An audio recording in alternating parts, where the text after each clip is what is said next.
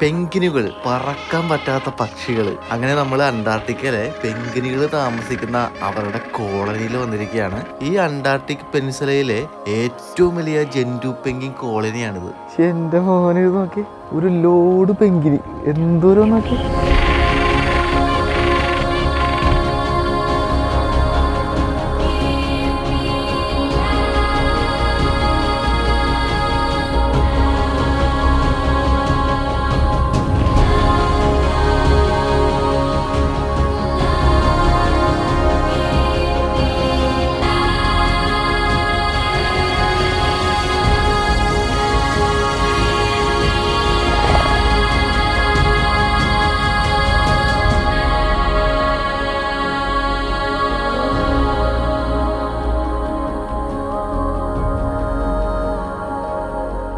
കൂവർവില്ല് എന്ന് പറയുന്ന ഒരു ഐലൻഡാണ് പുറകെ കാണുന്നത്. അതായത് ഒരു സ്പെഷ്യൽ സ്ഥലമാണ്. പെൻഗ്വിനുകൾ ഒരു ലോഡ്, നമ്മൾ കഴിഞ്ഞ ദിവസങ്ങളൊക്കെ കണ്ടതെന്ന് പറഞ്ഞാൽ കുറേശ്ശൊക്കെ ഉള്ളു, കുറച്ച് ചെറിയ ചെറിയ പെൻഗ്വിൻ കോളനിയാണ്. പക്ഷെ ഇതങ്ങനല്ല, ഇത് ഭയങ്കര സ്പെഷ്യലാണ്.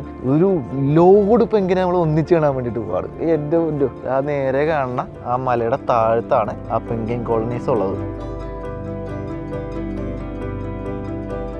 ഈ കാണുന്ന മഞ്ഞില്ലാത്ത ഭാഗം മൊത്തം പെൻഗ്വിൻ കോളനിയാണ്. പക്ഷെ ഇതെന്താണെന്ന് വെച്ചാൽ നമുക്ക് തൊട്ടടുത്തേക്കൊന്നും പോകാൻ പറ്റില്ല. ഇവിടെ മൊത്തം ഐസാ. അതുകൊണ്ടാണ് നമുക്ക് ആ പെൻഗ്വിനെ വൃത്തിയായിട്ട് കാണാൻ പറ്റാത്തത്. ഇതിൻ്റെ മുകളിലൊക്കെ നിറച്ച് പക്ഷികളൊക്കെ ഉണ്ട്. ഇതിൻ്റെ മുകളിൽ അതുപോലെ ഈ ഭാഗത്ത് കളർ വ്യത്യാസം കണ്ട, വൈറ്റ് അല്ലാണ്ട്. അത് ആക്ച്വലി എന്താ സംഭവം എന്ന് പറയുമ്പോൾ അതൊരു തരം പ്ലാന്റ് ആണ്. ഇത് കണ്ട, നമ്മൾ പെട്ടെന്ന് വിചാരിക്കും അത് അഴുക്ക് പിടിച്ചിരിക്കുന്ന വല്ലതാണെന്ന്. പക്ഷെ അങ്ങനെയല്ല, അതൊരു തരം ചെടിയാണ്. ചെടി എന്ന് പറയാൻ പറ്റുമെന്ന് അറിയത്തില്ല, ഒരു പ്ലാന്റ് ആണ്. അത് അന്റാർട്ടിക്കയിലുള്ളതാണ്. കണ്ട, ആ മഞ്ഞിൻ്റെ മുകളിൽ ഇങ്ങനെ പച്ച കളറിലും മഞ്ഞ കളറിലൊക്കെ ആയിട്ട് നമുക്ക് കാണാം. പല സ്ഥലത്തുണ്ട് കേട്ടോ, ഞാൻ കാണിച്ചറിയാൻ കാണുമ്പോൾ. ഇത് കണ്ട, ഏതോ അവതാർ സിനിമയിലൊക്കെ ചെന്ന് വിട്ട പോലെ ഉണ്ട്. അവിടെ ഇവിടെയൊക്കെ ആയിട്ട് ഐസ്, കുറേ ഐസുകളൊക്കെ ഇങ്ങനെ നിൽക്കുന്ന നോക്കി നല്ല രസമാണ്. അതിൻ്റെ ഇടയിൽ കൂടി നമ്മൾ പോകുന്നത് പെൻഗ്വിൻ കോളനിയുടെ അടുത്തേക്കാണ്. ഇത് കണ്ട, കുഞ്ഞു ആൾക്കാർ നടക്കണമൊക്കെ. ഇതിൻ്റെ മുകളിൽ മൊത്തം ഉണ്ട്. ഇതിൻ്റെ പേരാണ് ജന്തു പെൻഗ്വിൻസ് കേട്ടോ. പെൻഗ്വിനുകൾ പല ടൈപ്പും ഉണ്ട്, പല സ്പീഷീസും ഉണ്ട്. അപ്പം അതിനകത്ത് ജന്തു എന്ന് പറയുന്ന വിഭാഗക്കാരാണ് ഇവർ. നമ്മൾ ചില പെൻഗ്വിനെ കാണുമ്പോൾ ചുണ്ടൊക്കെ ചുവന്ന് അല്ലെങ്കിൽ ഓറഞ്ച് കളറായിരിക്കില്ലേ, ഇതിനങ്ങനെയില്ല. ഇത് മുഖത്ത് മൊത്തം ബ്ലാക്ക് ഒക്കെ ആയിരിക്കും. അതായത് ബ്ലാക്ക് ആൻഡ് വൈറ്റ് കളറാണ് ഇവർക്കുള്ളത്. ഈ മല മൊത്തം ഇവർ തന്നെയുണ്ട്, നിറച്ചുണ്ട്. അതിൻ്റെ മുകളിൽ മൊത്തം പക്ഷികളൊക്കെ ഉണ്ട്. അടിപൊളി. ഇതിൻ്റെ നടത്തം കാണാനാണ് രസം. നടത്തം കണ്ട നോക്കി, ഈ ഐസൊക്കെ നോക്കി, നീല കളറ്. അപ്പോൾ ഇതിനും വലിയ പെൻഗ്വിൻ കോളനിയാണ് തൊട്ടപ്പുറത്തുള്ളത്. നമ്മൾ അങ്ങോട്ടാണ് പോകുന്നത്. ഈ മലയുടെ മുകളിലൊക്കെ ഉണ്ട്, ഇതേ നടന്നൊക്കെ പോകണുണ്ടോ. ഇത് ആകെപ്പാട് ഇത്തിരി കേട്ടാ സൗണ്ട് കേട്ടാ. എൻ്റെ ചെറിയൊരു സാധനം അത്. ഈ ഇവിടെ കുറേ ഉണ്ട്. ഇതിൻ്റെ ശരിക്കും ഇപ്പോൾ വലിപ്പം പറയാനാണെങ്കിൽ നമ്മുടെ ചെറിയ പട്ടിക്കുട്ടിയില്ലേ, അത്രേ ഉള്ളൂ. അല്ലെങ്കിൽ പരുന്തില്ലേ, കറക്റ്റ് പരുന്തിൻ്റെ സൈസുള്ളൂ ഈ നടക്കണ. ഇതേ പോണ്, കുറച്ചെണ്ണം വെള്ളത്തിലുണ്ട്. ഇതേ കുറേ എണ്ണം നടന്നൊക്കെ വരുന്നുണ്ട്. എന്തോ ഗുണ്ടാ ടീമാണെന്ന് തോന്നുന്നുണ്ട്. തല്ലാൻ മഞ്ഞമലൊക്കെയാണ് വന്നത്. നടക്കണമൊക്കെ ഇതിന് നടത്തോണ്ട് ഏറ്റവും രസം. നമ്മളെ ഒരുപാട് ഒച്ചയെടുത്ത് സംസാരിക്കുന്നില്ല. ഒച്ചപ്പാടുണ്ടാക്കി അതിന് ശല്യം ചെയ്യണ്ട. ഇതുണ്ട, അടിപൊളി. കിട്ടില്ല, പിടി കിട്ടി, ഇഷ്ടപ്പെട്ടു. ഇതിൻ്റെ പേരാണ് കേട്ടോ ജന്തു പെൻഗ്വിൻ. ഇതിന് മൊത്തം ബ്ലാക്ക് അല്ല, കാലും ചുണ്ടും ഓറഞ്ച് കളറാണ്. ബ്ലാക്ക് ആൻഡ് വൈറ്റ് ഉള്ളത് വേറെ ഉണ്ട്. ആ കാണുന്ന ഭാഗം കണ്ട, അവിടെ നിന്ന് ഈ ഭാഗം മുഴുവനും പെൻഗ്വിൻ്റെ കോളനികളാണ്. നമ്മൾ ഇവിടെയാണ് ലാൻഡ് ചെയ്യാൻ വേണ്ടിയിട്ട് പോണത്. ഇത് കണ്ട, നമ്മൾ നേരത്തെ കണ്ട ആശാന്മാരൊക്കെ തന്നെ ഇവിടെ കുറേ ഉണ്ട് കേട്ടോ. നേരത്തെ കണ്ട ഭാഗത്ത് അത്ര ഇല്ലായിരുന്നു. ഇവിടെ ഒരു ലോഡുണ്ട്. എന്താ, നമ്മൾ ആദ്യമായിട്ടാണ് ഇവിടെ വന്നിട്ട് ഇത്രയും എണ്ണത്തിന് ഒന്നിച്ച് കാണുന്നത്. ശരിക്കും ഈ പെൻഗ്വിനുകൾക്ക് നന്നായിട്ട് ചാടാനുള്ള കഴിവുണ്ട്. അതായത് വെള്ളത്തിൽ നിന്ന് ചാടി അത് കരക്ക് കയറും. അപ്പം നമ്മൾ ആലോചിക്കും ഈ കാണുന്ന പ്രദേശമൊക്കെ ഉണ്ട്, ഭയങ്കര പൊക്കമല്ലേ, പാറക്കഷ്ണങ്ങളൊക്കെ അല്ലേ. പക്ഷെ പെൻഗ്വിൻ ഇതൊക്കെ ചാടി കയറും. അപ്പോൾ പെൻഗ്വിൻ നമ്മൾ ഇറങ്ങുന്നത് കണ്ട്, പക്ഷെ അത് താഴ്ചയുള്ള ഭാഗമായിട്ട് നമുക്ക് എങ്ങനെയെങ്കിലും ഇറങ്ങുമെന്ന് മനസ്സിലാക്കാം. പക്ഷെ ഇതേപോലെ തന്നെ വെള്ളത്തിൽ നിന്ന് അത് ചാടി ഇതിന് മുകളിലോട്ട് കയറും. അങ്ങനെ ചാടാനുള്ള കഴിവ് ഈ പെൻഗ്വിനുണ്ട്. ഈ ഒരു കൂവർവില്ലെ ദ്വീപില് 7000-ഓളം ജോഡി ജന്തു പെൻഗ്വിനുകൾ ഉണ്ടെന്നാണ് കണക്കാക്കപ്പെട്ടിരിക്കുന്നത്. ഇത് ഈ അന്റാർട്ടിക് പെനിൻസുലയിലെ ഏറ്റവും വലിയ ജന്തു പെൻഗ്വിൻ കോളനിയാണ് കേട്ടോ. ബേർഡ് ലൈഫ് ഇന്റർനാഷണല് ഈ ഒരു സ്ഥലം ഒരു പ്രധാനപ്പെട്ട പക്ഷി ജൈവ വൈവിധ്യ മേഖലയായിട്ട് തിരഞ്ഞെടുത്തിട്ടുണ്ട്. 1897, 1899 കാലഘട്ടത്തിലെ ബെൽജിയൻ അന്റാർട്ടിക് പരിവേഷണ സംഘമാണ് ഈ ഒരു ദ്വീപ് കണ്ടെത്തിയത്. ഫ്രഞ്ച് നാവികസേനയുടെ വൈസ് അഡ്മിറൽ ആയിരുന്ന ജൂൾസ് ഡി കൂവർവില്ലയുടെ പേരാണ് ഈ ഒരു ദ്വീപിന് നൽകിയിരിക്കുന്നത്. അങ്ങനെ നമ്മൾ കുറച്ച് കറക്കമൊക്കെ കഴിഞ്ഞിട്ട് നമ്മൾ ഈ ഒരു ഐലൻഡിൽ ലാൻഡ് ചെയ്യാൻ വേണ്ടിയിട്ട് പോവാണ്. യെസ്, പെൻഗ്വിനെ തൊട്ടടുത്ത് കാണാം. Time enough to visit both sides. Yeah? Okay. Enjoy. Yes. അപ്പോൾ കുറച്ച് നേരം നമുക്ക് ഈ ഐലൻഡിൽ സ്പെൻഡ് ചെയ്യാം. നമുക്ക് പയ്യെ ഇവിടെ ഇറങ്ങാം. അവിടെ ചെറിയ പെങ്കിന് എന്താണ് മുട്ട വിരിഞ്ഞിട്ടുള്ളതെന്ന് തോന്നണ്.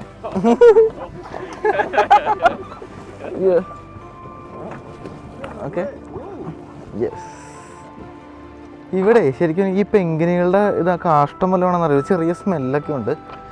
ഇവിടെയൊക്കെ മൊത്തം പെങ്കിനാ. നമുക്ക് കുറച്ചും കൂടി തൊട്ടടുത്ത് പോയി നോക്കാം. ഈ ഐലൻഡിൽ നിന്ന് നോക്കുമ്പോഴുള്ള വ്യൂ കാണിച്ചു തരാം. അത് കണ്ട അടിപൊളിയല്ലേ? ഇപ്പോൾ കാർമേഘം പോലെ ഇങ്ങനെ വന്ന് നിൽക്കുന്നുണ്ട്. പക്ഷെ നല്ല രസമുണ്ട്. ഇവിടെ നിന്ന് അങ്ങോട്ട് പെങ്കിൻ്റെ കോളനിയാണ്. കണ്ട ഇവിടെ കുറേ ആൾക്കാർ ഇരിക്കുന്നുണ്ട്. ആക്ച്വലി ഇതിൻ്റെ വലിപ്പം ഇതുണ്ട്. ശരിക്കും പറഞ്ഞൊരു താറാവില്ലേ, അത്രേ ഉള്ളൂ. കറക്റ്റാണ്. നമ്മുടെ നാട്ടിലെ താറാവില്ലേ, താറാവിൻ്റെ സൈസുള്ളൂ. അത് ഇതിട്ടാ. അത് ഓരോ പെങ്കിനും വ്യത്യാസമുണ്ട്. എല്ലാം ഒരേപോലെ ആയിരിക്കില്ല. കിങ് പെങ്കിൻ എന്നൊക്കെ പറഞ്ഞ പെങ്കിനുണ്ട്. അത് ഏകദേശം മനുഷ്യൻ്റെ പകുതി വരെ, അല്ലെങ്കിൽ മനുഷ്യൻ്റെ നമ്മുടെ ഒരു തോള് വരെയൊക്കെ ഉള്ള പൊക്കമുള്ള പെങ്കിനൊക്കെ ഉണ്ട്. അങ്ങനെ പല വിഭാഗം പെങ്കിനുകളുണ്ട് കേട്ടോ. അതൊക്കെ ഓരോ ഏരിയയിലാണ് ഓരോന്നൊക്കെ. ചില ഭാഗത്തൊക്കെ നമുക്ക് ഇപ്പോൾ എൻ്റർ ചെയ്യാൻ പറ്റില്ല കേട്ടോ. കാരണം ഏവിയൻ ഫ്ലൂ എന്ന് പറയുന്ന ഒരു രോഗം പടർന്നു പിടിക്കുന്നുണ്ട്. അപ്പോൾ പല സ്ഥലത്തും നമുക്ക് പോകാൻ പറ്റില്ല. പ്രത്യേകിച്ച് സൗത്ത് ജോർജിയ എന്ന് പറയുന്ന ഒരു ഏരിയ ഉണ്ട്. അങ്ങോട്ട് നമുക്ക് ഇപ്പോൾ പോകാനായിട്ട് സാധിക്കില്ല. കാരണം പല ലാൻഡിങ് സൈറ്റും ക്ലോസ് ചെയ്തു. കാരണം ഏവിയൻ ഫ്ലൂ എന്ന് പറയുന്ന എന്തോ ഒരു സംഭവം, അതെനിക്ക് തോന്നുന്നു എന്തോ വൈറൽ എന്തോ അസുഖമാണ്. അപ്പോൾ അത് ഭയങ്കരമായിട്ട് വ്യാപിക്കുന്നതുകൊണ്ട് എല്ലാം ക്ലോസ് ചെയ്തിട്ടുണ്ട്. ഇപ്പോൾ ഞാൻ ഈ വീഡിയോ എടുക്കുന്ന സമയത്ത് ഇതുണ്ട്. ഇവിടെ ഒരു പെങ്കിൻ്റെ ഡെഡ് ബോഡി കിടക്കുന്നു. അപ്പോൾ നമ്മൾ ഇതിൻ്റെ അറ്റത്തെത്തി. പക്ഷെ എൻ്റെ മോനെ ഇത് നോക്കി, ഒരു ലോഡ് പെങ്കിന് എന്തോരം നോക്കി. പെങ്കിനുകൾ പറക്കാൻ പറ്റാത്ത പക്ഷികളാണ് പെങ്കിനുകൾ. പെങ്കിനുകളെ നേരിട്ട് അവർ താമസിക്കുന്ന സ്ഥലത്ത് വന്ന് കാണണം എന്നുള്ളത് ഭയങ്കര ആഗ്രഹമായിരുന്നു. അന്റാർട്ടിക്കയിൽ നമ്മൾ വന്നു. അവരുടെ കോളനിയിലാണ് നമ്മളിപ്പോൾ നിൽക്കുന്നത് കേട്ടോ. അതെ, പെങ്കിൻ കോളനി എന്നാണ് ഇത്തരം സ്ഥലങ്ങളെ വിളിക്കുന്നത്. പെങ്കിനുകൾ മുട്ടയിടുകയൊക്കെ ചെയ്യുന്ന കുഞ്ഞുങ്ങളെയൊക്കെ വളർത്തിയെടുക്കുന്ന സ്ഥലം കൂടിയാണ്. ഭൂമധ്യരേഖയ്ക്ക് താഴെയുള്ള പ്രദേശങ്ങൾ, അതായത് ദക്ഷിണാർദ്ധഗോളത്തിൽ മാത്രമാണ് പെങ്കിനുകളെ കാണാനായിട്ട് സാധിക്കുള്ളൂ. സാധാരണയായിട്ട് ഈ പെങ്കിനുകളുടെ ആയുസ് എന്ന് പറയുന്നത് 15 മുതൽ 20 വർഷം വരെയാണ്. അതിൽ ചില പെങ്കിനുകൾക്ക് വ്യത്യാസമുണ്ട്. ഈ ലിറ്റിൽ പെങ്കിൻ പോലെയുള്ള പെങ്കിനുകൾക്ക് 6 വർഷം മാത്രമേ ആയുസ് ഉണ്ടാവുള്ളൂ. അതുപോലെ ഈ പെങ്കിനുകളുടെ ജീവിതകാലത്തിൽ പകുതി കൂടുതൽ സമയവും കടലിലാണ് ഇവർ ചെലവഴിക്കുന്നത്. അതുപോലെ എടുത്തു പറയേണ്ട ഒന്നാണ്, പെങ്കിനുകളുടെ ശരീരം വാട്ടർ പ്രൂഫാണ്. അതിന് അവയെ സഹായിക്കുന്നത് ആ തൂവലുകളൊക്കെ ഉണ്ടാവും. ഇരുണ്ടതും വെളുത്തതുമായിട്ടുള്ള തൂവലുകളാണ്. മിക്ക പെങ്കിനുകളും കഴിക്കുന്നത് ഈ ക്രില്ല്, നമ്മുടെ ചെമ്മീൻ പോലത്തെ ഒരു മത്സ്യമുണ്ട്. അതുപോലെ മറ്റ് കടൽ ജീവികളൊക്കെയാണ് ഇവർ ഭക്ഷിക്കുന്നത്. പിന്നെ നമ്മളിപ്പോൾ കണ്ടുകൊണ്ടിരിക്കുന്ന പെങ്കിൻ ഒരു ഇനം മാത്രമാണ് കേട്ടോ. പെങ്കിനുകൾ 18 സ്പീഷീസ് ഉണ്ട്. അതായത് Adelie penguin, chinstrap penguin, gentoo penguin, emperor penguin, king penguin, little penguin എന്നൊക്കെ പറഞ്ഞിട്ട് 18ഓളം പെങ്കിൻ ജീവവർഗ്ഗങ്ങളുണ്ട്.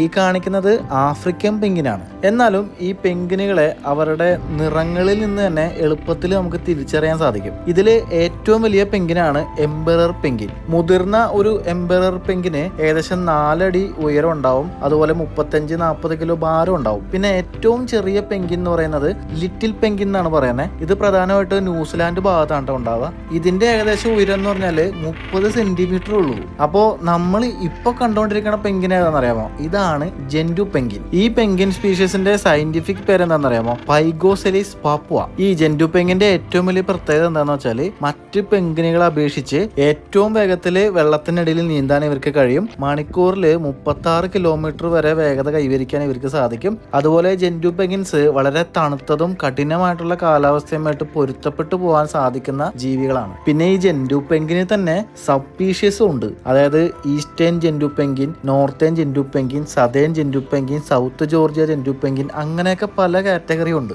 ഈ നോർത്തേൺ ജെൻഡു പെങ്കിൻ ഈ ഫോക്ലാൻഡ് ദ്വീപുകൾ, അതുപോലെ അർജന്റീനയുടെ കുറച്ച് ഭാഗങ്ങൾ അവിടെയൊക്കെ കാണാം. ഈ സതേൺ ജെൻഡു പെങ്കിനെയാണ് നമ്മളിപ്പോൾ കണ്ടുകൊണ്ടിരിക്കുന്നത്. ഈ അന്റാർട്ടിക്കൻ പെനിൻസുലയുടെ ഭാഗത്തും അതുപോലെ ഇവിടെയുള്ള ഐലൻഡുകളുടെ ഭാഗത്തും സൗത്ത് ഷേറ്റ്ലാൻഡ് ദ്വീപുകൾ, സൗത്ത് സാൻഡ്വിച്ച് ദ്വീപുകളിലൊക്കെയാണ് ഈ സതേൺ ജെൻഡു പെങ്കിനെ കാണുന്നത്. ഈ ജെൻഡു പെങ്കിനുകളുടെ ഉയരം എന്ന് പറഞ്ഞാൽ 70 സെന്റിമീറ്റർ മുതൽ 90 സെന്റിമീറ്റർ വരെ ആയിരിക്കും. അതായത് ഏതാണ്ട് ഒരു 35 ഇഞ്ച് വരെ. ഈ പെങ്കിൻ ജീവവർഗത്തില് എംബറർ പെങ്കിനും അതുപോലെ കിങ് പെങ്കിനും കഴിഞ്ഞാൽ പെങ്കിനുകളിലെ 3ാമത്തെ വലിയ ഇനമുണ്ട് ഈ ജെൻഡു പെങ്കിൻ എന്ന് പറയുന്നത്. അതുപോലെ ഈ ജെൻഡു പെങ്കിനുകളിലെ ആൺ ജെൻഡു പെങ്കിനുകൾക്ക് ഏതാണ്ട് ഒരു 8 കിലോ ഭാരം ഉണ്ടാവും. പെൺ ജെൻഡു പെങ്കിനാണെങ്കിൽ അത് മുട്ടയിടുന്നതിന് തൊട്ട് മുമ്പ് 8 കിലോയും ഈ മുട്ടയിട്ട് കഴിഞ്ഞ ശേഷം കുഞ്ഞുങ്ങളെയൊക്കെ നോക്കുന്ന ആ ഒരു സമയത്ത് 4 കിലോയിട്ട് കുറയുകയും ചെയ്യും. അതുപോലെ നമ്മളിപ്പോൾ വന്നിരിക്കുന്ന ഈ ഭാഗം ബ്രീഡിംഗ് കോളനി എന്നാണ് പറയുന്നത്, പ്രജനന കോളനികൾ. ഇവിടെ കുഞ്ഞുങ്ങളെ മുട്ടയിടുകയും അതിനെ വളർത്തുകയും ഒക്കെ ചെയ്യുന്നുണ്ട്. അപ്പോൾ ഈ ഭാഗത്ത് മാത്രം ഐസ് ഉണ്ടാവില്ല, ശ്രദ്ധിച്ചാൽ നമുക്ക് കാണാം. കണ്ട, ഇത്തരം സ്ഥലങ്ങളാണ്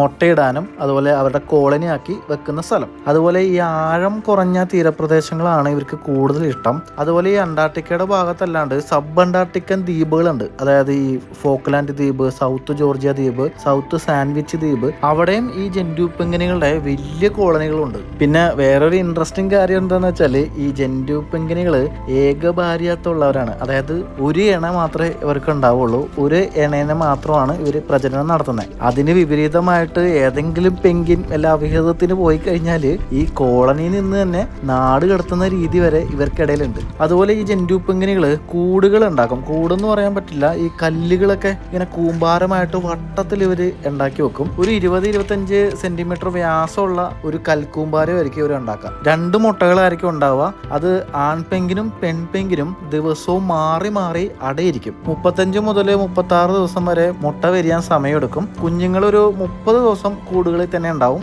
അതിനുശേഷം ഈ കോളനിയിൽ തന്നെയുള്ള മറ്റു കുഞ്ഞുങ്ങളൊക്കെ ആയിട്ട് ചേർന്ന് അവർ പിന്നെ നടക്കും. പിന്നെ കുഞ്ഞുങ്ങൾ വലുതായി ഒരു 80 മുതൽ 100 ദിവസമൊക്കെ ആകുമ്പോഴേക്കും ഈ കുഞ്ഞുങ്ങൾക്ക് തൂവലുകളൊക്കെ വന്ന് പിന്നീട് അത് കടലിൽ പോകാൻ തുടങ്ങും. ഈ ജെൻഡു പെൻഗ്വിനുകൾ പ്രധാനമായിട്ട് കഴിക്കുന്ന ഭക്ഷണമാണ് ക്രില്ല് എന്ന് പറയും. അതായത് നമ്മുടെ ചെമ്മീൻ പോലെയുള്ള ഒരു സംഭവമാണ്. ചെമ്മീൻ്റെ പല വകഭേദങ്ങളുണ്ട്, അതിലൊന്നാണ് ക്രില്ല്. അപ്പോൾ ഇതാണ് ഇവിടുത്തെ പ്രധാന ഭക്ഷണം. ഇത് ഈ തിമിംഗലങ്ങളും കഴിക്കുന്നത് ഇത് തന്നെയാണ്. പക്ഷേ ഈ അന്റാർട്ടിക്കയിലെ കാലാവസ്ഥ വ്യതിയാനം ഇതിനോടകം തന്നെ പെൻഗ്വിനുകളെ സാരമായിട്ട് ബാധിച്ചിട്ടുണ്ട്. അതിനകത്ത് ഏറ്റവും പ്രശ്നം നേരിടുന്നത് കിങ് പെൻഗ്വിനുകൾക്കാണ്. അതുപോലെ Adelie penguin, chinstrap penguin, emperor penguin, king penguin, ഇവരുടെയൊക്കെ എണ്ണം ഇതിനോടകം കുറഞ്ഞുകൊണ്ടിരിക്കുകയാണ്. പക്ഷെ അങ്ങനെയൊക്കെ ആണെങ്കിലും ഈ ജെൻഡു പെൻഗ്വിനുകളുടെ എണ്ണം വർദ്ധിച്ചു വരുന്നുണ്ട്. പക്ഷേ ഈ കാലാവസ്ഥ വ്യതിയാനം ഏറ്റവും കൂടുതൽ ബാധിക്കുന്നത് ഈ അന്റാർട്ടിക്കയും അന്റാർട്ടിക്കയിൽ ജീവിക്കുന്ന ഇതുപോലുള്ള ജീവികളെയാണ്. പ്രധാനമായിട്ടും ആഗോളതാപനം കാരണം ഈ അന്റാർട്ടിക്കയ്ക്ക് ചുറ്റുമുള്ള പ്രദേശങ്ങളിലെ കടലിനെ ചൂട് പിടിക്കുകയും ഈ ക്രില്ല് പോലെയുള്ള ജീവികൾ ഇല്ലാണ്ടാകുകയും ഇതിനോടകം തന്നെ അത് തകർച്ച നേരിട്ടുകൊണ്ടിരിക്കുകയാണ്. അപ്പോൾ ഇത്തരം ജീവികളെ ഭക്ഷിച്ചുകൊണ്ടിരിക്കുന്ന പെൻഗ്വിനുകളെ അത് ബാധിക്കുകയും പെൻഗ്വിനുകൾ ഇല്ലാണ്ടാവുകയും പെൻഗ്വിനുകളെ ഭക്ഷിക്കുന്ന സീലുകൾ ഇല്ലാണ്ടാവുകയും അങ്ങനെ ഒരു വലിയൊരു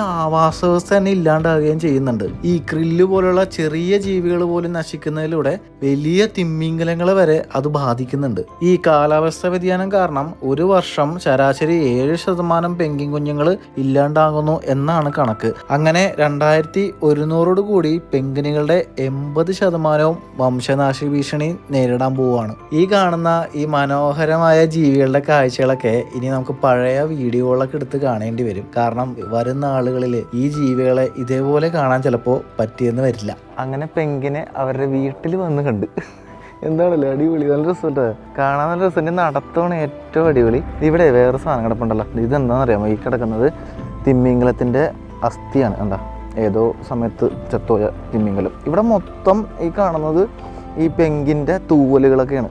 നമ്മളെന്തായാലും ഇവിടെ വന്നിട്ട് പെൻഗ്വിനെ ഏറ്റവും തൊട്ടടുത്ത് തന്നെ കണ്ടു. ഇത് കണ്ട ജെൻഡു പെൻഗ്വിൻ. ശരിക്കും അതിനെ തൊടാനും ചെയ്യരുത് കേട്ടോ. അത് ഇവർ നോക്കുന്നുണ്ട്. എല്ലാ സ്ഥലത്തും റെഡ് ഫ്ലാഗ് വെച്ചിട്ട് അങ്ങോട്ട് പോകാൻ പാടില്ല എന്നുള്ള രീതിയിൽ വെച്ചിട്ടുണ്ട്. തൊട്ട് കഴിഞ്ഞാൽ എന്താ പ്രശ്നം എന്ന് വെച്ചാൽ നമ്മളിൽ നിന്ന് എന്തെങ്കിലും രോഗം അങ്ങോട്ടോ അവിടെ നിന്ന് ഇങ്ങോട്ടോ കിട്ടാൻ സാധ്യതയൊക്കെ ഉണ്ട്. ഇപ്പം നമ്മളിൽ നിന്ന് എന്തെങ്കിലും അസുഖങ്ങളൊക്കെ അതിന് വന്നു കഴിഞ്ഞാൽ ഒരെണ്ണത്തിനല്ല വരാൻ പോണം. ഇപ്പം കണ്ട ഈ ആയിരക്കണക്കിന് പെൻഗ്വിനുകളെ അത് ബാധിക്കും. അതാണ് പ്രശ്നം. ഏതെങ്കിലും ഒന്നിന് അസുഖം വന്നു കഴിഞ്ഞാൽ അതിങ്ങനെ സ്പ്രെഡായിട്ട് എല്ലാം ചത്തുപോകും. അങ്ങനെ കുറേ സംഭവങ്ങളൊക്കെ ഉണ്ടായിട്ടുണ്ട്. ഇതുണ്ടത്, ഇത് എൻ്റെ അടുത്ത് കൂടി പോണൊക്കെ ഇതൊക്കെ. ഇനി അങ്ങനെ പേടിയൊന്നുമില്ല കേട്ടോ, അങ്ങനത്തെ പ്രശ്നമൊന്നുമില്ല. നമ്മളിങ്ങനെ നിൽക്കണോണ്ട് ഇഷ്യൂ ഒന്നുമില്ല, അങ്ങ് പൊക്കോളും. ശരിക്കും ഒരു താറാവിൻ്റെ അത്ര കറക്റ്റ് എന്താ അത് ഇതാണ് കേട്ടോ. ഞാൻ നേരത്തെ പറഞ്ഞില്ലേ പല സൈസിലുള്ളതുണ്ട്. ഇതെന്താ ഒരാൾ നോക്കി. നമ്മൾ ബോട്ട് ഇറങ്ങിയത് ഇവിടെയാണ്. ഇതിലേക്ക് കൂടി ഇങ്ങനെ നടന്ന് നമ്മൾ ആ ഭാഗത്തെ കാഴ്ചയാണ് കണ്ടത്. ഇനി നമ്മൾ ഇതിന് നേരെ ഓപ്പോസിറ്റ് സൈഡിലോട്ട് പോവാണ്. അവിടെയും കുറേ പെൻഗ്വിൻ കോളനി ഉണ്ട്. കല്ലുള്ള സ്ഥലത്ത് നിന്നൊക്കെ മാറിയിട്ട് നമ്മൾ മഞ്ഞത്ത് കൂടിയാണ് ഇപ്പോൾ നടക്കുന്നത്. ഇതിൻ്റെ അടിയിൽ കല്ല് കാണുമായിരിക്കും, മഞ്ഞ് വീണ് മൂടിപ്പോയതല്ലേ. ഇതുണ്ടോ വലിയ മലയാണ് കേട്ടോ. ഈ ഭാഗത്തൊന്നും പെൻഗ്വിൻ കോളനി ഇല്ലയെന്ന് തോന്നുന്നു. ഇവിടെ ഇഷ്ടംപോലെ പക്ഷികളൊക്കെ ഉണ്ട്. അന്റാർട്ടിക് പക്ഷികളൊക്കെ നമുക്ക് ഈ ഒരു ഐലൻഡിൽ വന്നാൽ കാണാം. ഇത് കണ്ട ഈ ഒരു പ്രദേശം ഇരിക്കുന്നത് ഇങ്ങനെയാണ്. നല്ല രസമല്ലേ? മൊത്തം ചെറിയ ചെറിയ പീസുകളാണ്, മറ്റേ ഐസ്ബർഗുകൾ. അതിൻ്റെ ഒരു തീരത്താണ് നമ്മൾ നിൽക്കുന്നത്. കണ്ട ഇവിടെ വേറൊരു പെൻഗ്വിൻ കോളനി ഉണ്ട്, അത് ചെറുത്. ഈ അന്റാർട്ടിക്കയിൽ വന്നു കഴിഞ്ഞിട്ട് പച്ചപ്പ് കാണാമെന്ന് പറഞ്ഞാൽ ഭയങ്കര അപൂർവമാണ്. ഇവിടെ നോക്കി ചെറിയ ചെറിയ പൂപ്പൽ പിടിച്ച പോലെ പച്ചപ്പുണ്ട്. ഈ കാണുന്ന മലയിൽ. താഴത്ത് പെൻഗ്വിൻ കോളനി ഉണ്ട്, തൊട്ടിപ്പുറത്തും പെൻഗ്വിൻ കോളനിയാണ്. ഈ ഭാഗത്ത് അവിടെ ചെന്ന് ഇഷ്ടംപോലെ കാണാം, നേരത്തെ കണ്ട പോലെ. അങ്ങനെ നമ്മൾ ഇവിടെ വന്നപ്പോഴും ഇവിടെ മറ്റൊരു പെൻഗ്വിൻ കോളനിയാണ്. കണ്ട ഇവിടെ കുറേ വഴികൾ കണ്ട. ഇതാണ് പെൻഗ്വിൻ ഹൈവേസ്. അതിൽ കൂടി നമ്മൾ നടക്കരുത്, കാരണം അവരുടെ ഹൈവേ ആണിത്. ഹൈവേ എന്നാണ് അറിയപ്പെടുന്നത്. പെൻഗ്വിനുകൾ അങ്ങോട്ടും ഇങ്ങോട്ടും പോകുന്ന വഴിയാണ്. നമ്മൾ ഷിപ്പിൽ നിന്ന് കണ്ട ഭാഗം ശരിക്കും ആ സൈഡാണ്. അവിടെ ഒരു ലോഡുണ്ട്. ഇത് കണ്ടത് എൻ്റെ പൊന്നു, നേരത്തെ കണ്ടതൊന്നുമല്ല കേട്ടോ. ഇവിടെയാണ് ഏറ്റവും കൂടുതൽ. പക്ഷെ നമുക്ക് അങ്ങോട്ട് പോകാൻ പറ്റില്ല, കാരണം ഈ പെൻഗ്വിൻ കോളനി ഇവിടെ നിന്ന് സ്റ്റാർട്ട് ചെയ്യാം. ഇവിടെ നിന്ന് അങ്ങോട്ട് കിടക്കാണ്. കണ്ട നിറച്ചുണ്ട് അങ്ങോട്ട്.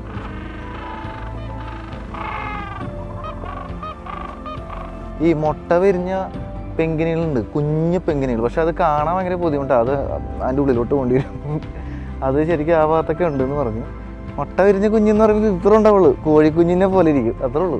ഞാനേ ഇവിടെ വന്നിട്ട് വീഡിയോ എടുത്ത് എൻ്റെ ഫോണിൻ്റെ ബാറ്ററി മൊത്തം തീർന്ന്.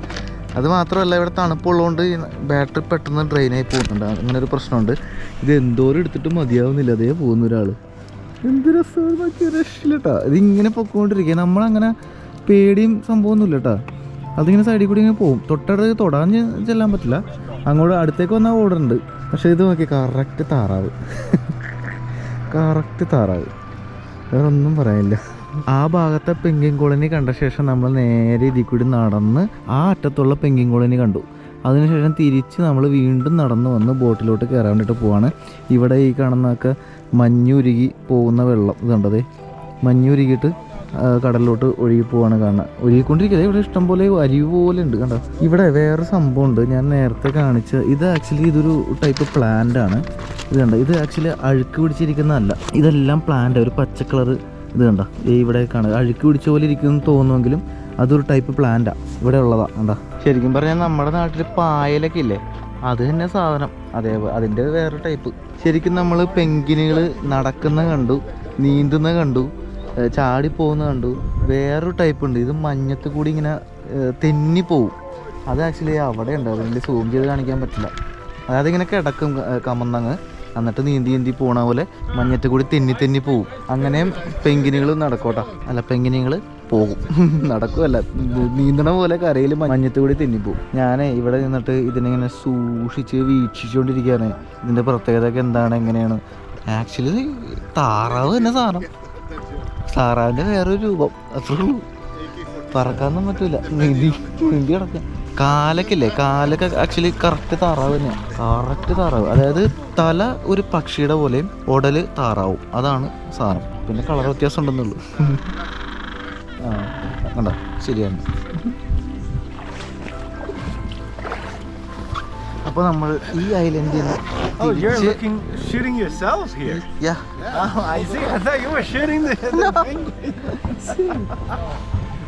അങ്ങനെ നമ്മളിനി ബോട്ടിലോട്ട് പോവാണ്. ബോട്ടല്ല, ഷിപ്പിലോട്ട്. ശരിക്കും പറഞ്ഞാൽ എന്തോരം വീഡിയോ എടുത്തിട്ടും ഫോട്ടോ എടുത്തിട്ടും മതിയാവണില്ല. അമ്മമാര് കാഴ്ചയാണ്. എൻ്റെ ഫോണൊക്കെ ഫുള്ള് ഓഫായി പോയി. ഇനി വേറെ വഴിയില്ല. ഇപ്പോൾ ഗോപ്രോയിലാണ് വീഡിയോ എടുക്കണം. ഗോപ്രോയിലാണ് നമുക്ക് സൂം ചെയ്ത് എടുക്കാനുള്ള ഓപ്ഷൻ ഇല്ലല്ലോ. അതുകൊണ്ട് ഞാൻ തിരിച്ചു പോകുന്നു. ഇനി അവിടെ നിന്നിട്ട് കാര്യമില്ല. കുറച്ചൊക്കെ എടുത്ത് ശരിക്കും നല്ല കിട്ടില്ല ക്യാമറ ആയിട്ട് വന്നാണ്ടല്ലോ, അടിപൊളി ഫോട്ടോയും വീഡിയോ ഒക്കെ എടുക്കാം. നല്ല സൂം വേണം, അല്ലാണ്ട് നമുക്ക് തൊട്ടടുത്ത് പോയി എടുക്കാൻ പറ്റില്ല. നല്ല സൂമുള്ള സാധനം വേണം. ആൾക്കാർക്ക് ഇതുണ്ട്, ആർക്കും തിരിച്ചു പോകണമെന്നൊന്നുമില്ല, ഇവിടെ നിൽക്കാണ്. ഏറ്റവും ബെസ്റ്റ് പെൻഗ്വിനെ കാണാൻ പറ്റുന്ന സ്ഥലം ഇത് തന്നെയാണ് കേട്ടോ, വേറെ ഇല്ല. ഇനി നമ്മളിനി ആക്ച്വലി എനിക്ക് ഇനി വേറെ ലാൻഡിങ് ഉണ്ടോയെന്ന് അറിയത്തില്ല. ഇനി നമ്മൾ തിരിച്ചു പോകാനുള്ള പരിപാടികളാണ്. അപ്പോൾ ഈ ഒരു ഐലൻഡിനോട് നമ്മൾ വിട പറയുന്നു. ഇനി ഷിപ്പിലേക്ക്. എന്തായാലും പെൻഗ്വിനെയൊക്കെ കണ്ടു. ഭൂമിയുടെ സതേൺ പാർട്ടിൽ മാത്രമുള്ള ജീവിയാണ് പെൻഗ്വിൻ.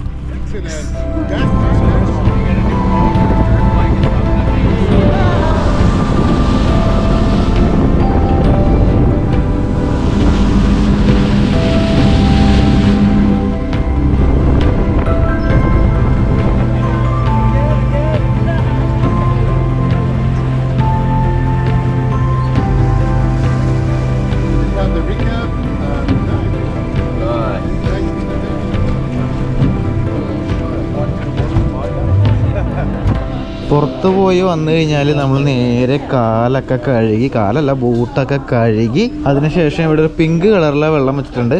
അത് ഈ ബാക്ടീരിയ ഒക്കെ കളയാൻ വേണ്ടിയിട്ടുള്ളതാണ്. അപ്പോൾ അതിനകത്ത് കഴുകി നമ്മൾ നേരെ നമ്മുടെ കൈയല്ല നമ്മുടെ ID കാർഡ് സ്കാൻ ചെയ്യുന്നു. ഞാൻ എൻ്റെ ജാക്കറ്റിലാണ് ഈ സാധനം വെച്ചേക്കണത്, അതുകൊണ്ടാണ് കൈ എടുത്ത് കാണിച്ചു കൊടുത്തത്. ഇതാണ് നമ്മുടെ മഡ് റൂം. കഴിഞ്ഞ എപ്പിസോഡുകളൊക്കെ കാണിച്ച് തന്നെയാണ്. നമുക്കൊരു ലോക്കർ ഇവിടെ ഉണ്ട്. ലോക്കറല്ല, ഒരു ബോക്സ് കിട്ടും. അതിനകത്ത് നമ്മുടെ ഈ ജാക്കറ്റും താഴത്ത് നമ്മുടെ ബൂട്ടും വെക്കും. അപ്പോൾ പുറത്തേക്ക് ഇറങ്ങണ എപ്പോഴാണോ അപ്പോൾ ഇവിടെ വന്നിട്ട് ഈ സംഭവം ഇട്ടിട്ട് പിന്നെ നമ്മൾ ബോട്ടിൽ കയറിയിട്ട് അടുത്ത സ്ഥലത്തോട്ട് പോകും. ഇവിടെ 8ാമത്തെ നിലയിൽ ഒരു റെസ്റ്റോറൻ്റ് ഉണ്ട്. ഇവിടെ ഇരുന്ന് ഡിന്നർ കഴിക്കണമെങ്കിൽ സ്പെഷ്യലായിട്ട് നമ്മൾ റിസർവ് ചെയ്യണം, എന്നാൽ മാത്രമേ കിട്ടുള്ളൂ. അപ്പോൾ അങ്ങനെ റിസർവ് ചെയ്ത ആൾക്കാരൊക്കെയാണ് ഇരിക്കുന്നത്.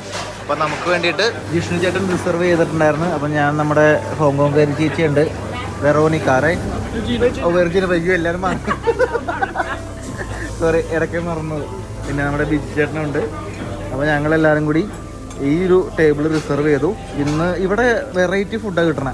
എന്തൊക്കെയാണെന്ന് കാണിച്ചു തരാം. ഇത് റെഡ് വൈന് ബിയർ ഇതൊക്കെ അൺലിമിറ്റഡാണ്, എത്ര വേണമെങ്കിൽ വലിച്ച് കയറ്റാം അല്ലേ. ഞാനിത് ട്രൈ ചെയ്യാൻ വേണ്ടിയിട്ട് വന്നാണോ നമ്മുടെ സാധനം വന്ന മോനെ. ഇത് എന്തോ ടൈപ്പ് കോക്ടെയിലാണ് ആണല്ലേ, ഷിം കോക്ടെയിൽ അതാണ് അതിൻ്റെ പേര്. ഇത് പൊരിച്ച് തിന്നണോ അല്ലെങ്കിൽ ഇത് എന്താണോ എടുത്ത് കഴിക്കാം അല്ലേ?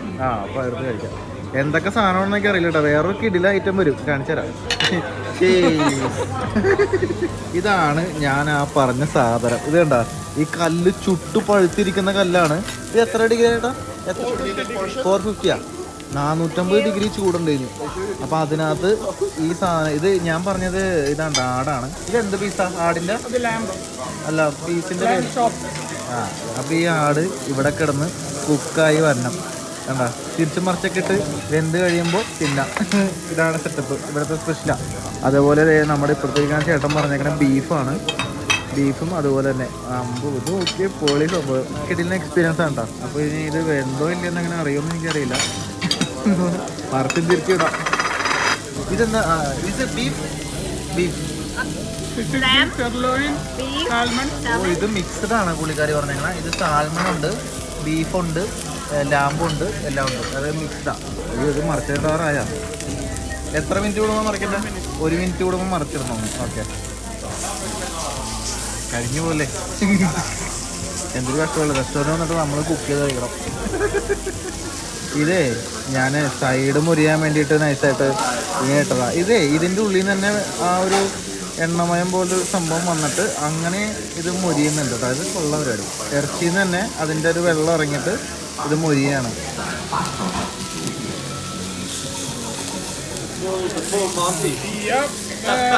അപ്പോൾ നമ്മുടെ ഇന്നത്തെ ഭക്ഷണ പരിപാടിയൊക്കെ കഴിഞ്ഞു. ഇന്നത്തെ ഡിന്നർ വളരെ സ്പെഷ്യലായിരുന്നു. വെറൈറ്റി സാധനമൊക്കെയാണ് കഴിച്ചത്. അത് നമുക്ക് മാത്രമേ ഉള്ളൂ. അതായത് ആ റെസ്റ്റോറൻറ്റ് എന്ന് പറയുമ്പോൾ ഇപ്പോൾ ഞാൻ നിൽക്കുന്ന ഫ്ലോറിൽ, അതായത് 8ാമത്തെ നിലയിൽ മുകളിൽ, അത് കുറച്ച് പേർക്ക് ഇരിക്കാൻ പറ്റുള്ളൂ. അതുകൊണ്ടാണ് അത് റിസർവ് ചെയ്യണം എന്ന് പറഞ്ഞത്. പക്ഷേ ആദ്യത്തെ റിസർവേഷൻ ഷാർക്ക എന്തോ സാധനം ഇപ്പോൾ പറഞ്ഞുതരാം, ഇപ്പോൾ കാണിച്ചു തരാം. അപ്പോൾ ആദ്യത്തെ റിസർവേഷൻ ഫ്രീ ആയിട്ട് നമുക്ക് ഭക്ഷണം കഴിക്കാം. പിന്നെ സീറ്റ് ഉണ്ടെങ്കിൽ നമുക്ക് ചെന്നിരിക്കാം, പക്ഷേ പൈസ കൊടുക്കേണ്ടി വരും. അത് കുറച്ച് സീറ്റും പിന്നെ വെറൈറ്റി ഫുഡും അത് ലിമിറ്റഡ് ആണ്. അതുകൊണ്ടാണ്. അപ്പോൾ സാധാരണ നമുക്ക് ഡിന്നർ താഴത്ത് 5ാമത്തെ നിലയിലാണ് മെയിൻ റെസ്റ്റോറൻറ്റിൽ ഫുഡ്. അവിടെ എപ്പോഴും അവൈലബിൾ ആണ്, നോർമലി ഉള്ളത്. അത് പെങ്കിനാണെന്ന് തോന്നുന്നത്. പെങ്കിനാ. ഓക്കെ, അത് ഇവിടെ നിൽക്കുമ്പോൾ എന്തും എപ്പോഴും സംഭവിക്കാം. നമ്മൾ ആ റെസ്റ്റോറൻറ്റിൽ ഫുഡ് കഴിച്ചുകൊണ്ടിരിക്കുന്ന സമയത്ത് വെയിൽസ് അത് 4 എണ്ണം ഒന്നിച്ച് കപ്പലിൻ്റെ തൊട്ടടുത്ത് കൂടി പോയി. ഞാൻ ജസ്റ്റ് ഓടിച്ചെന്നപ്പോഴേക്കും ക്യാമറയിലൊന്നുമില്ല, ജസ്റ്റ് മൊബൈൽ എടുത്തപ്പോഴേക്കും അതൊക്കെ പോയി. അപ്പോൾ ഏത് നിമിഷവും എന്ത് സംഭവിക്കും. അപ്പോൾ അതുകൊണ്ട് റെഡി ആയിട്ട് ഇരുന്നോളാം. ഇപ്പം നല്ല തണുപ്പുണ്ടല്ലോ, ഇത് ഇടണം, ജാക്കറ്റും മൂടയും വേണം, ക്യാപ്പും വെക്കണം. അപ്പോഴേക്കും പറഞ്ഞു തീർക്കട്ടെ. അപ്പോൾ ഞാൻ പറഞ്ഞു എന്താണെന്ന് വെച്ചാൽ, അപ്പോൾ അടിപൊളി റെസ്റ്റോറൻറ്റ് സംഭവമൊക്കെയാണ്. ആ വെറൈറ്റി ഫുഡ് ഒക്കെ കഴിച്ചു. പിന്നെ സാധാരണ പോലെ തന്നെ ഡിന്നറിന് മുമ്പായിട്ട് എല്ലാ ദിവസവും 7 മണിക്ക് റീക്യാപ്പ് എന്ന് പറയുന്നൊരു പരിപാടിയുണ്ട്. അതായത് നാളത്തെ പ്രോഗ്രാം എന്തൊക്കെയാണ് ചെയ്യാൻ പോകണമെന്നൊക്കെ കുറിച്ച് പറയും. അപ്പോൾ നാളത്തെ പരിപാടി എന്താണെന്ന് വെച്ചാൽ, നാളെ കിഡിലെന്നൊരു സ്ഥലത്തേക്കാണ് പോകുന്നത്. ലാൻഡിങ് ഉണ്ട്, നമ്മൾ ലാൻഡ് ചെയ്യും. ലാൻഡിങ് എന്ന് വെച്ചാൽ നമ്മൾ കരയിലോട്ട് ഇറങ്ങും എന്നാണ് ആക്ച്വലി ഉദ്ദേശിക്കുന്നത്. ഇവിടെ ലാൻഡ് ചെയ്യുമെന്ന് ഉദ്ദേശിച്ചില്ല, ഇവിടുത്തെ ഒരു വേർഡാണ് അവർ ഉപയോഗിക്കുന്നത്. നമ്മൾ ലാൻഡ് ചെയ്യും എന്നൊക്കെ പറയും. സാധാരണ നമ്മൾ ലാൻഡ് ചെയ്യാന്ന് ഉദ്ദേശിക്കുന്നത് ഫ്ലൈറ്റ് വന്ന് ലാൻഡ് ചെയ്യാന്നല്ല, പക്ഷേ ഇവിടെ നമ്മൾ കരയിലോട്ട് ഇറങ്ങണതിന് ലാൻഡിങ് തന്നെ പറയണം. അപ്പോൾ ഇവർ ഉപയോഗിക്കുന്ന വേർഡാണ്. അപ്പോൾ അതാണ് ഞാൻ പറഞ്ഞത്. അപ്പം ഡിസെപ്ഷൻ എന്ന് പറയുന്ന ഒരു ഐലൻഡ് ഉണ്ട്, അങ്ങോട്ടാണ് നമ്മൾ പോകുന്നത്. ഇപ്പോൾ ഓൺ ദ വേ ആണ് ആക്ച്വലി. രാത്രി 10 മണി, നല്ല വട്ടമുണ്ട്. എല്ലാ ദിവസവും ഇത് തന്നെ പറയുന്നത്. അപ്പോൾ അതിൻ്റെ ഒരു പ്രത്യേകത എന്ന് പറഞ്ഞാൽ അവിടെ ബ്ലാക്ക് മണലൊക്കെയാണ്, ഒരു ബീച്ചൊക്കെ ഉണ്ട്. ബ്ലാക്ക് മണൽ വരാൻ കാര്യം അത് വോൾക്കാനിക് ആക്ടിവിറ്റി ഉള്ള സ്ഥലമാണ്, അതായത് അത് അഗ്നിപർവ്വതം പൊട്ടിയുണ്ടായ ഒരു ഐലൻഡിന്റെ ഭാഗമാണ്. അങ്ങോട്ടാണ് പോകുന്നത്. അത് ആക്ച്വലി അതിന്റെ ഒരു ഡിസൈൻ ഞാൻ കാണിച്ചു തരാം. മാപ്പിൽ കാണിക്കുമ്പോൾ ഇങ്ങനെ റൗണ്ടിൽ കിടക്കുന്ന ഒരു ദ്വീപ, പക്ഷെ അതിന്റെ ഉള്ളിലേക്ക് നമുക്ക് കപ്പൽ കയറ്റാൻ പറ്റും. അതായത് ഈ ഇംഗ്ലീഷ് അക്ഷരം സി ആണെന്ന് വിചാരിക്കാം, സിയുടെ ഉള്ളിലേക്ക് നമ്മൾ കപ്പലും കൊണ്ട് കയറുന്ന അങ്ങനത്തെ ഒരു അവസ്ഥയിലുള്ള ദ്വീപാണ്. അപ്പൊ അതിന്റെ ഉള്ളിൽ കുറെ കാഴ്ചകളൊക്കെ കാണാനുണ്ട്. പഴയ ഒരു ബ്രിട്ടീഷ് സ്റ്റേഷനൊക്കെ ഉണ്ട്, അതിന്റെ കുറെ പഴയ കെട്ടിടമൊക്കെ ഉണ്ട്, അങ്ങനെ കുറെ സംഭവമൊക്കെ ഉണ്ട്. പിന്നെ കുറെ സീലുകളുണ്ട്. വേറെ കൂടുതൽ വൈൽഡ് ലൈഫ് ഒക്കെ കാണുമെന്ന് അറിയത്തില്ല. അതിന് വെയിൽസ് ബേ എന്നാണ് പറയുന്നത്, വെയിൽസ് ബേ. അപ്പോൾ ആ സ്ഥലത്തേക്കാണ് പോകുന്നത്. അവിടെ പോകുമ്പോൾ എന്തൊക്കെ ശ്രദ്ധിക്കണം, എന്തൊക്കെ കാര്യങ്ങളുണ്ട് എന്നൊക്കെയുള്ള രീതിയിലുള്ള കാര്യങ്ങളൊക്കെ എക്സ്പ്ലെയിൻ ചെയ്തു. പ്രധാനമായിട്ടും അവിടുത്തെ കെട്ടിടമൊക്കെ പഴയതാണ്, മെയിൻ്റെനൻസ് ഇല്ലാത്ത പണ്ട് വർഷങ്ങൾക്ക് മുമ്പ് പണിതാണ്. അപ്പോൾ ആണി ഉണ്ടാവും, മെറ്റൽ പാർട്സ് ഉണ്ടാവും, അതൊക്കെ ഇടിഞ്ഞോളി തലയിൽ വീഴും. അപ്പോൾ ഉള്ളിൽ കയറരുത്, പിന്നെ പല കാര്യം ശ്രദ്ധിക്കണം. പിന്നെ സീലുണ്ടാവും, ഫർസീല് കുറച്ച് പ്രശ്നമാണ്, അതൊന്ന് ശ്രദ്ധിക്കണമെന്ന് പറഞ്ഞു. അതായത് ഫർസീല് ചിലപ്പോൾ നമ്മളെ കാണുമ്പോൾ അടുത്തൊക്കെ ആണെങ്കിൽ നമ്മുടെ അടുത്തേക്ക് ചാർജ് ചെയ്യും, അത് അടുത്തേക്ക് വരും അറ്റാക്ക് ചെയ്യാൻ.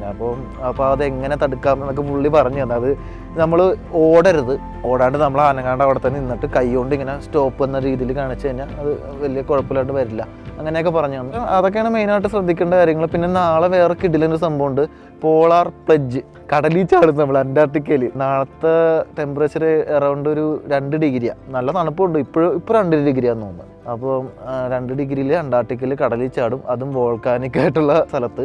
അഗ്നിപർവ്വതം പൊട്ടിത്തെറിച്ച സ്ഥലത്ത് 2 ഡിഗ്രി ടെമ്പറേച്ചറിൽ അന്റാർട്ടിക്കയിൽ നമ്മൾ കടലിൽ ചാടും നാളെ. അത് വലിയ സീനൊന്നുമില്ല, അതിനകത്ത് കുറേ ശ്രദ്ധിക്കേണ്ട കുറച്ച് കാര്യങ്ങളൊക്കെ ഉണ്ട്. അതൊക്കെ അടുത്ത എപ്പിസോഡിൽ പറയാം. അയ്യോ, ഞാൻ ആ ക്യാപ്പൊന്നും എടുത്ത് വെച്ചേക്കട്ടെ, തണുക്കണം. ക്യാപ്പ് എടുത്ത് വെച്ചപ്പോൾ ഒരു ആശ്വാസം. പിന്നെ ഞാൻ ആക്ച്വലി ഇപ്പം ഇവിടെ കുറേ നേരം നിൽക്കാനുള്ള പരിപാടി. എല്ലാ ദിവസവും രാത്രിയിലൊരു എങ്ങനെ വന്നാലും ഒരു 12 വരെയൊക്കെ ഞാൻ ഇവിടെ തന്നെ കാണും കേട്ടോ. ആരും ഉണ്ടാവില്ല കേട്ടോ, ഡെക്കിലൊന്നും ഒരു മനുഷ്യനും ഇല്ല. ഞാൻ മാത്രമേ ഉണ്ടാവുള്ളൂ എപ്പോഴും. എല്ലാവരും പോയി കിടന്ന് ഉറങ്ങുമ്പോൾ നമ്മളിങ്ങനെ ഇരിക്കും. കാരണം ഇതൊന്നും ഇനി ജീവിതത്തിൽ കാണത്തില്ലത്. അത് മാത്രമല്ല, എൻ്റെ വേറൊരു ലക്ഷ്യം, നമ്മൾ ഇങ്ങനെ നിൽക്കുമ്പോൾ ഒന്ന് നോക്കി നിൽക്കണം, എപ്പോഴാണ് വരണതെന്നും പറയാൻ പറ്റില്ല. എനിക്ക് ആ തിമ്മിങ്കലത്തിനെ ഒന്നും കൂടിയൊക്കെ നന്നായിട്ട് വൃത്തിക്ക് കാണണം എന്നൊക്കെ ഉണ്ട്. ആക്ച്വലി നമ്മളിപ്പോൾ കണ്ടതില്ലേ കഴിഞ്ഞ ദിവസമൊക്കെ, അതൊക്കെ ചെറുതാണ് കേട്ടോ, അതൊന്നും വലിയതല്ല. ഈ ഹംബാക്ക് എന്ന് പറയുന്നത് നമ്മൾ കഴിഞ്ഞ ദിവസമൊക്കെ കണ്ട ഒച്ചയൊക്കെ കേട്ടില്ലേ, അതിൻ്റെ ഒക്കെ സൈസ് എന്ന് പറഞ്ഞാൽ ഭീകര സൈസാവും. പക്ഷെ നമ്മൾ കണ്ടത് മൊത്തം അധികം വലിപ്പമില്ലാത്ത, നമ്മൾ ഒരു പറഞ്ഞില്ലേ അവിടെ ഉണ്ടാ, അത് അവിടെ. പക്ഷെ തൊട്ടടുത്ത് കണ്ടാലേ കാര്യമുള്ളൂ, ഞാൻ സൂം ചെയ്താലും കിട്ടൂലെന്നേ. പക്ഷെ കണ്ണുകൊണ്ട് കാണാം, അവിടെ ഹംബാക്ക് വെയിലുണ്ട്. ഇതാണ് അവസ്ഥ കണ്ട. അപ്പോൾ ഏത് നിമിഷവും വരും. അപ്പോൾ നല്ലൊരു കിടിലം വീഡിയോ അതിൻ്റെ കിട്ടണമെങ്കിൽ അപ്പം പിടിക്കാൻ വേണ്ടിയിട്ട് ഞാൻ റെഡി ആയിട്ട് എപ്പോഴും മാക്സിമം 12:30 വരെ ഉണ്ടാവും. പിന്നെ നാളെ രാവിലെ 7 മണിക്ക് എണീക്കണം, കാരണം കിടിലം റൂട്ടിൽ കൂടിയാണ് നമ്മൾ പോകുന്നത്. അപ്പോൾ അതൊക്കെ നേരത്തെ പറഞ്ഞായിരുന്നു. അതുമാത്രമല്ല 8:30 ആകുമ്പോഴേക്കും നമ്മൾ ബ്രേക്ക്ഫാസ്റ്റൊക്കെ കഴിച്ച് റെഡി ആയിട്ട് മറ്റേ പോളാർ പ്ലഡ്ജ് ഉണ്ട്, പിന്നെ ആ ഐലൻഡിൻ്റെ ഭാഗത്തേക്ക് എത്തും. അപ്പോൾ നാളെ രാവിലെ തന്നെ എല്ലാവരും റെഡി ആയിക്കോളാന്നൊക്കെ പറഞ്ഞിട്ടുണ്ട് ഓൾറെഡി. എന്തായാലും അപ്പോൾ ഇന്നൊരു 12 മണിയാകുമ്പോഴും പോയി കിടന്ന് ഉറങ്ങണം, അല്ലെങ്കിൽ നാളെ രാവിലെ എണീക്കുമ്പോൾ പാടായിരിക്കും. അതെ, ഇവിടെ വന്നിട്ട് ഞാൻ ആദ്യമായിട്ട് കാണുന്ന വേറൊരു സംഭവമുണ്ട്. ഇത് സൂം ചെയ്ത് കാണിച്ചു തരാം. നേരെ നോക്കോ കണ്ടോ, ചന്ദ്രൻ. ഞാൻ ഇവിടെ വന്നിട്ട് ആദ്യമായിട്ട് ചന്ദ്രനെ കാണണം. അത് കൊള്ളാലോ. സാധാരണ ഇവിടെ ചന്ദ്രനെ അങ്ങനെ കാണാറില്ല എന്നാണ് പൊതുവെ പറഞ്ഞു കേട്ടത്. പക്ഷെ ദേ ഇവിടെ ഉണ്ട് ആള്, അത് കൊള്ളാം. ഇവിടെ വന്നിട്ട് അങ്ങനെ ചന്ദ്രനെ കണ്ട്, അന്റാർട്ടിക്കയിൽ നിന്ന് ചന്ദ്രനെ കണ്ട്. വേറൊരു കാര്യമുണ്ടേ, ഞാനിപ്പോൾ ഡയറക്ഷൻ ഒന്ന് വെറുതെ നോക്കിയതാ. അപ്പോൾ ഈ ചന്ദ്രൻ ഇപ്പോൾ കാണിക്കുന്നത് 340 ഡിഗ്രി നോർത്തിലോട്ടാണ്. സാധാരണ നമ്മുടെ ഇവിടെ ചന്ദ്രൻ ഉദിക്കുന്നത് കിഴക്കല്ലേ, പക്ഷെ ഇത് നോർത്ത് സൈഡാ, അതായത് വടക്കാണ് ഇപ്പോൾ ചന്ദ്രനെ ഞാൻ കാണുന്നത്. ഇത് ഉദിക്കുന്നതാണോ അല്ലെങ്കിൽ അസ്തമിക്കുന്നതാണോ എന്ന് എനിക്ക് അറിയത്തില്ല കേട്ടോ. ഇവിടെ ആരോടും ചോദിക്കാം, നാളത്തെ എപ്പിസോഡിൽ പറഞ്ഞുതരാം. കാരണം ഈ അന്റാർട്ടിക്കയിൽ ഇതുവരെ വന്നിട്ട് ആദ്യമായിട്ടാണ് ചന്ദ്രനെ കാണുന്നത്. ഇന്നലെ ചന്ദ്രനെ കുറിച്ച് ഒരാൾ ഡിസ്കസ് ചെയ്യുന്നുണ്ടായിരുന്നു. ചന്ദ്രനെ അങ്ങനെ കാണാറില്ല എന്നാണ് പറയുന്നത്.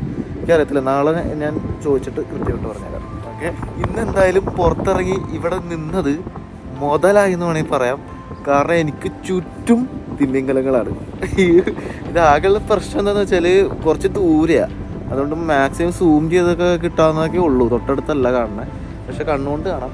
1 ഇതേ അവിടെ, 2, 3, 4, 5, 6 ഒക്കെ ചുറ്റും കപ്പലിന് ചുറ്റും വെയിൽസാണ്. എൻ്റെ മോനെ, ഇത് 6 അല്ലട്ടാ, ഒരു 15 ഉണ്ടെങ്കിലും കാണും മിനിമം. അത്രയുണ്ട്. ഇത് ഒരെണ്ണമല്ല, ഇത് കൂട്ടമാണ്. ഒരു ഗ്രൂപ്പിൽ 3 പേരെങ്കിലും മിനിമം ഉണ്ട്. ഓ കണ്ടോ, ഒരാളായിട്ടൊന്നുമല്ല നടക്കണം. ഇത് 3 പേരുടെ ഗ്രൂപ്പ് വെച്ചിട്ട് പല ഭാഗത്തുണ്ട്, അപ്പുറം ഇപ്പുറമൊക്കെ ആയിട്ട്. ഏറ്റവും പോറ്റോ, കുറച്ചും കൂടി ഒന്ന് അടുത്ത് കിട്ടിയെങ്കിൽ പൊളിച്ചാലേ. അപ്പം നമ്മുടെ അന്റാർട്ടിക് യാത്ര ആക്ച്വലി ഇപ്പോൾ അവസാനിച്ചുകൊണ്ടിരിക്കുകയാണ്. നാളത്തെ എപ്പിസോഡും കൂടി കഴിഞ്ഞാൽ നമ്മൾ അന്റാർട്ടിക്കയിലെ കാഴ്ചകൾ, അതായത് അന്റാർട്ടിക്കയിൽ ലാൻഡ് ചെയ്യുന്ന പ്രധാന കാഴ്ചകൾ നാളെയും കൂടി ഉള്ളൂ. അതിനുശേഷം നമ്മൾ ഡ്രേക്ക് പാസേജ് വഴി തിരിച്ചു പോവും. പിന്നെ അർജൻറ്റീന ഉഷുവായ പോവും, ബ്യൂണസ് എയർസ് പോവും, തിരിച്ച് കിട്ടിപ്പോവും. അതാണ് പരിപാടി. അപ്പോൾ അവസാന എപ്പിസോഡുകളാണ് ഇനി നാളെയും കൂടി ഉള്ളൂ. പ്രധാനപ്പെട്ട സ്ഥലം നാളെയും കൂടി ഉള്ളൂ. യെസ്, അപ്പോൾ ബാക്കി കാഴ്ചകൾ നാളത്തെ എപ്പിസോഡിൽ. ബൈ.